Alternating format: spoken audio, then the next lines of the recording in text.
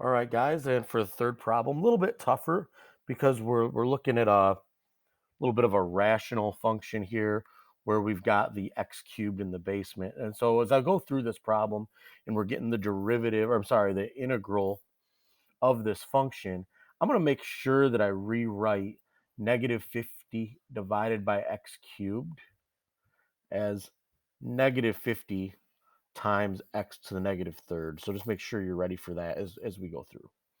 All right, so our goal right now is to figure out what f of 5, so we need the antiderivative of this function right here at 5. And to get our c, we're going to be helped out by the fact that the antiderivative at 1 is going to be 20. Step 1, find f of x by integrating f prime of x. So, of course, we got f prime of x is -50 divided by x cubed. I've rewritten that over here. Okay, so we get rid of that denominator. All right. Well, what is the integral of -50 x to the -3rd? We'll get that -50, and now we go and we integrate x to the -3rd. So we need to power the -3 up to a -2. And we know that we now have a -2 down there in the basement. And we have to add our famous plus c. We need to add our constant. So we're going to take this right here and make it look a little bit better because we really have -50 times -half. So we do a little canceling out here. And we've got a positive 25 because the two negatives canceled out, x to the -2nd plus c. Or we could now go and rewrite that as a rational function again if we want to. This is what our f of x is. Well, remember, we're looking for f of 5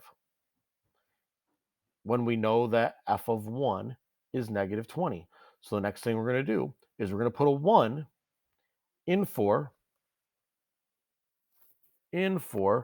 our x right there. And we know that when we do this, we're going to get a 20 out. So we're finding c by using our knowledge that f of 1 equals 20. So we've got f of 1, that's 20. And we're putting a 1 in for our x. So we're looking at this right now. That's now 25 plus c. 25 plus c equals 20. You guys can tell that c is going to be -5. So now our new f of x equation is not 25 divided by x squared plus c. It's 25 divided by x squared minus 5, like this. Well, now we're looking for f of 5. That's how we get that's what we're looking for to solve the problem, f of 5. Well, now we're going to put a 5 in for our x. You take a look at what's going on. I did this math right here with a pen. It's like diffusing a bomb here, so I messed that up.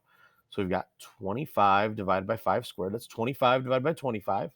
That's 1 minus our c.